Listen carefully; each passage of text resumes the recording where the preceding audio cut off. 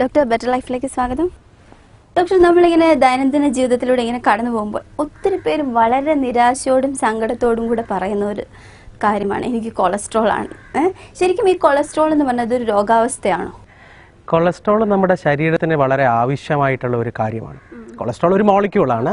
അപ്പോൾ കൊളസ്ട്രോൾ നമ്മുടെ ശരീരത്തിലെ കോശങ്ങളുടെ നിർമ്മാണത്തിനും ചില ഹോർമോണുകളുടെ നിർമ്മാണത്തിനും ഒക്കെ അത്യന്താപേക്ഷിതമായ ഒരു വസ്തുവാണ്. പക്ഷേ അത് വളരെ കുറഞ്ഞ അളവിൽ മതി നമ്മുടെ ശരീരത്തിൻ്റെ ആവശ്യങ്ങൾക്ക്. ഉദാഹരണം പറയുകയാണെങ്കിൽ LDL കൊളസ്ട്രോൾ ഒരു 25 മില്ലിഗ്രാം മതി നമ്മുടെ ശാരീരിക ആവശ്യങ്ങൾക്ക്. പക്ഷേ അത് ആവശ്യമാണ്. പക്ഷേ അത് ക്രമാതീതമായിട്ട് ഉയർന്നു കഴിഞ്ഞു കഴിഞ്ഞാൽ കൊളസ്ട്രോൾ പല പ്രശ്നങ്ങളിലേക്ക് നയിക്കും. അതിൽ പ്രധാനപ്പെട്ട കാര്യം, കൊളസ്ട്രോൾ കൂടുമ്പോൾ കൊളസ്ട്രോൾ നമ്മുടെ ശരീരത്തിലെ രക്തക്കൊഴലുകളുടെ ഉൾഭാഗത്ത് അടിഞ്ഞുകൂടാനും രക്തക്കൊഴലുകളിൽ തടസ്സമുണ്ടാക്കാനും തുടങ്ങും.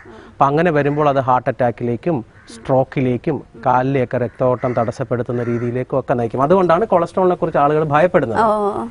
ശരിക്കും അതുപോലെ നമ്മൾ ചീത്ത കൊളസ്ട്രോൾ, നല്ല കൊളസ്ട്രോൾ എന്നൊക്കെ എല്ലാവർക്കും, പക്ഷെ അതിനെക്കുറിച്ച് ഒരു വ്യക്തമായ ഒരു അവയർനെസ് ഇല്ല, എങ്കിലും എല്ലാവരും പറയും.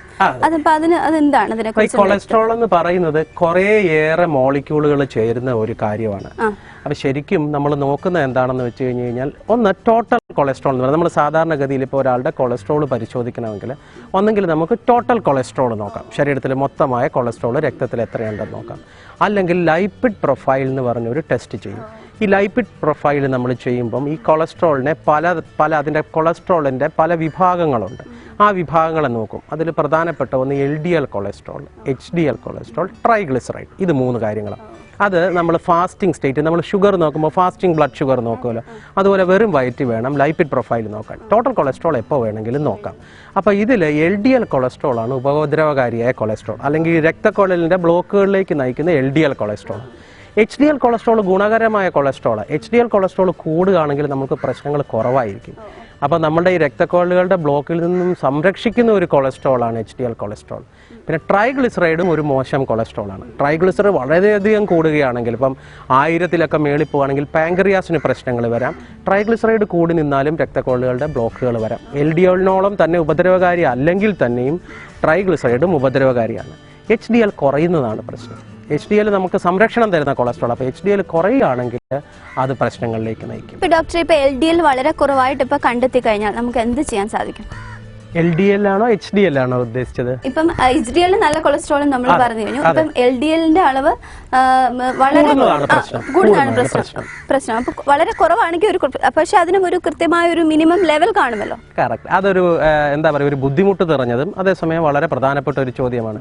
ഒരാളുടെ നോർമൽ LDL എത്രയാണ്? ഇപ്പോൾ സാധാരണഗതിയിൽ ഒരാളുടെ ഷുഗർ എത്രയായിരിക്കണം നോർമൽ, ഒരാളുടെ പ്രഷർ എത്രയായിരിക്കണം നോർമൽ എന്നൊക്കെ നമുക്ക് പറയാം. പക്ഷേ ഒരാളുടെ LDL എത്രയാണ് നോർമൽ എന്നുള്ളത് ആ വ്യക്തിക്ക് മാത്രമാണ് നോർമൽ. കാര്യം അത് നമ്മുടെ വ്യക്തികളനുസരിച്ച് മാറിക്കൊണ്ടിരിക്കും. അപ്പോൾ അത് ഹൃദ്രോഗമുള്ള വ്യക്തിയാണോ, ഹൃദ്രോഗമില്ലാത്ത വ്യക്തിയാണോ? ഇനി ഹൃദ്രോഗമില്ലാത്ത വ്യക്തിക്ക് ഹൃദ്രോഗം വരാൻ സാധ്യത കൂടുതലുള്ള വ്യക്തിയാണോ, കുറവുള്ള വ്യക്തിയാണോ? LDL കൊളസ്ട്രോൾ ഒരു 160-ന് മേളിൽ പോയാൽ പോലും ഞങ്ങൾ മരുന്ന് തന്നുള്ള ഒരു ചികിത്സയെക്കുറിച്ച് ആലോചിക്കില്ല. അത് ഒരു 160-ൽ താഴെ നിൽക്കുക, 130-ൽ താഴെ നിന്നാൽ ഉത്തമം. അതേസമയം അതൊരു 60 വയസ്സുള്ള ഹൃദ്രോഗിയാണ്, ഒരിക്കൽ ഹാർട്ട് അറ്റാക്ക് വന്നു, ബൈപ്പാസ് കഴിഞ്ഞ രോഗിയാണ്, അയാൾക്ക് LDL കൊളസ്ട്രോൾ 100-ൽ താഴെ നിർബന്ധമായും. 70-ൽ താഴെയാണെങ്കിൽ ഉത്തമം. അതേസമയം ഷുഗറുള്ള വ്യക്തികൾ, ഹാർട്ട് അറ്റാക്ക് വന്നിട്ടില്ല, ഹാർട്ട് അറ്റാക്ക് വരാൻ സാധ്യത കൂടുതലുള്ള ആളുകൾ, പുകവലിക്കുന്നവർ, അമിതവണ്ണമുള്ളവർ, പ്രഷർ കൂടുതലുള്ള അവർക്കൊക്കെ LDL കൊളസ്ട്രോൾ 130-ൽ താഴെ നിൽക്കുന്നതും, ഹൃദയ സംബന്ധമായ രോഗം, ഹൃദയാഘാതം വരാൻ സാധ്യത കൂടുതലുള്ള ആളുകൾക്ക് LDL കൊളസ്ട്രോൾ 100-ൽ താഴെ നിർത്തുന്നതാണ് ഉത്തമം. നമുക്കൊരു പൊതുവെ ഇന്ത്യക്കാർക്കൊരു കണക്ക് വന്നിട്ടില്ല. ഇന്ത്യക്കാരെ സംബന്ധിച്ചിടത്തോളം നമുക്ക് ഹാർട്ട് അറ്റാക്ക് വരാൻ സാധ്യത കൂടുതലുള്ള ആളുകൾ. അപ്പം നമ്മളുടെ LDL കൊളസ്ട്രോൾ വളരെ കുറഞ്ഞു നിൽക്കുന്നതാണ് നമുക്ക് ഉത്തമം. HDL എത്ര ലെവലിൽ കൂടിയാലും അതിനൊരു എക്സീഡിങ് അങ്ങനെ പറയാം. HDL കൊളസ്ട്രോളിന് ഒരു കൃത്യമായ കണക്ക് ഇപ്പോൾ നമുക്ക് സാധാരണ പറയാൻ സാധിക്കും. HDL കൊളസ്ട്രോൾ പുരുഷന്മാർക്ക് 40-ൽ കൂടുതലും സ്ത്രീകൾക്ക് 50-ൽ കൂടുതലുമായിരിക്കണം. സ്ത്രീകൾക്ക് HDL കൊളസ്ട്രോൾ സാധാരണഗതിയിൽ തന്നെ ഇച്ചിരി കൂടുതലാണ്. അതുകൊണ്ടാണല്ലോ സ്ത്രീകൾക്ക് ഹൃദയാഘാതം വരാനുള്ള സാധ്യത പുരുഷന്മാരെ അപേക്ഷിച്ച് ആർത്തവ വിരാമം വരാത്ത ആളുകൾക്ക്, അപ്പോൾ ഒരു 45-50 വയസ്സ് വരെയുള്ള സ്ത്രീകൾക്ക് പുരുഷന്മാരെക്കാൾ സാധ്യത കുറവാണ് ഹാർട്ട് അറ്റാക്ക് വരാനായിട്ട്. അവർക്ക് HDL കുറച്ച് കൂടുതലായിരിക്കും. അപ്പോൾ HDL സ്ത്രീകൾക്ക് 50-ൽ കൂടുതലായിരിക്കണം, പുരുഷന്മാർക്ക് 40-ൽ കൂടുതലായിരിക്കും. അപ്പോൾ ഡോക്ടർ, നമ്മുടെ ലൈഫ് സ്റ്റൈലും ഇപ്പോഴത്തെ ഒരു ഫുഡ് ഹാബിറ്റ്സ് ഒക്കെ എനിക്ക് തോന്നുന്നു ഇതിന് ഒരു പരിധി വരെ ഒരു റീസൺ ആവാം, ഒരു കാരണമാവാം അല്ലേ? ഒരു പരിധി വരെ എന്നല്ല, 100% ഇതൊരു ജീവിതശൈലി പ്രശ്നമാണ്.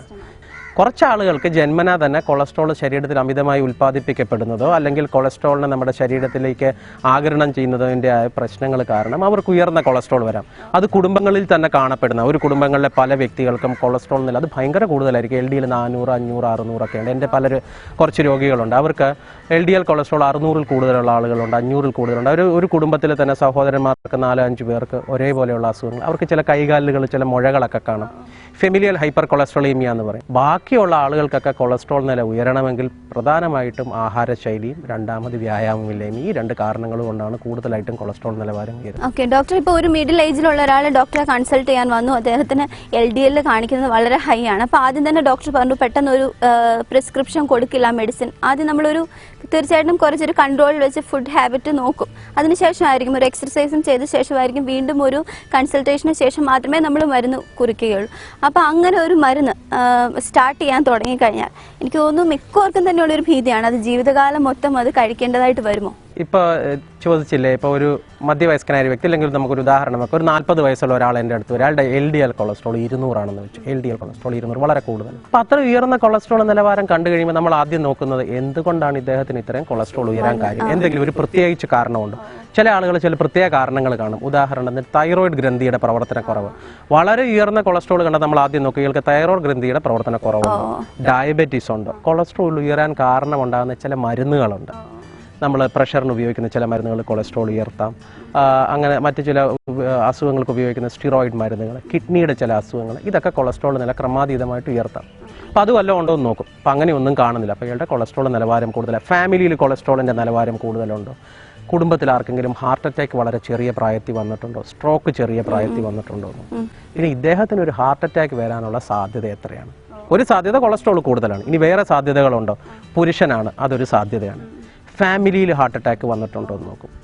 പിന്നെ ഇദ്ദേഹം പുകവലിക്കുമോ, ഡയബറ്റീസ് ഉണ്ടോ, പ്രഷറുണ്ടോ, ഇതൊന്നുമില്ല. അങ്ങനെയുള്ള ആളുകൾക്ക് ആദ്യം നമ്മൾ ഉടനടി ചിലപ്പോൾ ഒരു ചികിത്സ തുടങ്ങിയെന്ന് വരില്ല, മരുന്ന് കൊണ്ടുള്ള ചികിത്സ. സാധാരണ നമ്മൾ ചെയ്യുന്ന അദ്ദേഹത്തിന് ഈ പറഞ്ഞ രീതിയിലുള്ള ജീവിതശൈലി മാറ്റങ്ങൾ വരുത്താൻ പറയും. കൊഴുപ്പ് കർശനമായി നിയന്ത്രിക്കാൻ പറയും, എണ്ണയുടെ ഉപയോഗം നിയന്ത്രിക്കും, കൃത്യമായ വ്യായാമം. ഒരു 6 ആഴ്ചയ്ക്ക് ശേഷം ഒന്നുകൂടെ കൊളസ്ട്രോൾ നോക്കാം. സാധാരണ കൊളസ്ട്രോൾ നമ്മളിപ്പോൾ 2-3 ദിവസം ഷുഗർ നോക്കുന്ന പോലെ ഓരോ ആഴ്ച ഇടവിട്ട് നോക്കുന്നതിൽ അർത്ഥമില്ല. സാധാരണ നമ്മൾ ഒരു 6 ആഴ്ചയ്ക്ക് ശേഷം 2 മാസത്തിന് ശേഷം കൊളസ്ട്രോൾ ഒന്നുകൂടെ നോക്കും. നമ്മൾ ഉദ്ദേശിക്കുന്ന നിലവാരത്തിലേക്ക് കൊളസ്ട്രോൾ താഴുന്നില്ല എങ്കിൽ മരുന്ന് തുടങ്ങേണ്ടി വരും. മരുന്ന് തുടങ്ങിയാൽ ഈ മരുന്ന് കഴിക്കുന്നതുകൊണ്ടല്ല ജീവിതകാലം മുഴുവൻ ഈ മരുന്ന് കഴിക്കേണ്ടി വരുന്നത്. കൊളസ്ട്രോൾ അദ്ദേഹത്തിന് ഉയർന്നു നിൽക്കുന്നത് കൊണ്ട് നമ്മൾ മരുന്ന് കഴിക്കേണ്ടി വരും. കൊളസ്ട്രോൾ കുറച്ച് നിർത്തുന്ന മരുന്നുകൾ നിർത്തിക്കഴിഞ്ഞാൽ കൊളസ്ട്രോൾ നിലവാരം വീണ്ടും ഉയരും. അപ്പോൾ കൊളസ്ട്രോൾ നിയന്ത്രിച്ച് നിർത്താൻ മരുന്ന് ആവശ്യമായിട്ട് വന്നാൽ ആ മരുന്ന് തുടർച്ചയായിട്ട് കഴിക്കേണ്ടി ലൈഫ് ലോങ് കഴിക്കേണ്ടി വരും. നമുക്കിപ്പോൾ എക്സർസൈസും അതുപോലെ തന്നെ ഇതിനൊരു വളരെ പ്രധാനപ്പെട്ട കാര്യം എക്സർസൈസും കൊളസ്ട്രോൾ നിലവാരം കുറയ്ക്കും. മാത്രമല്ല എക്സർസൈസ് ഒത്തിരി ഗുണങ്ങൾ ചെയ്യും. പ്രഷർ കുറയ്ക്കും, ഷുഗർ കുറയ്ക്കും, അതുപോലെ അമിതവണ്ണം ഉണ്ടാകുന്നത് കുറയ്ക്കും, കുടവയർ ഉണ്ടാകുന്നതിനുള്ള സാധ്യത കുറയ്ക്കും. ഇതെല്ലാം ഹൃദയാഘാതവും ഹാർട്ടിൻ്റെയോ അല്ലെങ്കിൽ സ്ട്രോക്ക് വരാനുള്ള സാധ്യതയൊക്കെ വളരെ കുറയ്ക്കാൻ സഹായിക്കുന്ന ഘടകങ്ങളാണ്. അപ്പോൾ ഡോക്ടർ പറഞ്ഞതനുസരിച്ച് ഒരു 30 ഏജ് കഴിഞ്ഞ് നമ്മൾ പോയി കൊളസ്ട്രോൾ ചെക്ക് ചെയ്താൽ മതിയോ? സത്യം പറഞ്ഞാൽ കൊളസ്ട്രോളിന്റെ പ്രശ്നങ്ങൾ വന്നിട്ട്, ഉദാഹരണം ഒരാൾക്ക് ഹാർട്ട് അറ്റാക്ക് വന്നു, ഹാർട്ട് അറ്റാക്ക് വരുമ്പോൾ അയാൾ ഒരു അപകടകരമായ കാലഘട്ടത്തിൽ കൂടെ കടന്നു പോകുക, അല്ലെ, ജീവന് ഹാനികരാവുന്ന ഒരു കാലഘട്ടത്തിൽ കൂടെ കടന്നു പോവുകയാണ്. അപ്പം അത് ഉണ്ടാവാതെ രക്ഷിക്കലാണ് നമുക്ക് ഏറ്റവും നല്ലത്. ഹാർട്ട് അറ്റാക്ക് വന്നിട്ട് നമ്മൾ ചികിത്സിക്കുന്നതിനേക്കാൾ എത്രയോ പ്രയോജനകരമാണ് ഹാർട്ട് അറ്റാക്ക് വരാതെ നോക്കുന്നത്. ഞങ്ങളുടെ അഭിപ്രായത്തിൽ കൊളസ്ട്രോൾ ചികിത്സിക്കുമ്പോൾ ഇപ്പം കഴിയുന്നത്ര നേരത്തെ ചികിത്സിക്കണം. ചെറുപ്പക്കാരിൽ തന്നെ നമ്മൾ കൊളസ്ട്രോൾ കൂടുന്നത് തടയുകയാണെങ്കിൽ ഈ ബ്ലോക്കുകൾ ഉണ്ടാകുന്നത് തടയാൻ പറ്റും. ഇപ്പോൾ ബ്ലോക്കുകൾ ഉണ്ടായി, അറ്റാക്ക് വന്നു, അല്ലെ സ്ട്രോക്ക് വന്നു, അതിനുശേഷം കൊളസ്ട്രോൾ തടഞ്ഞിട്ട് നമുക്ക് കിട്ടുന്ന ഗുണം കുറവാണ്. അതേസമയം ഇതൊക്കെ ഉണ്ടാകാതെ നോക്കാൻ പറ്റുകയാണെങ്കിൽ അത് വളരെ നല്ലതാണ്. ഒരു 21 വയസ്സ് കഴിഞ്ഞാൽ ഒരു പ്രാവശ്യമെങ്കിലും കൊളസ്ട്രോൾ നോക്കുക.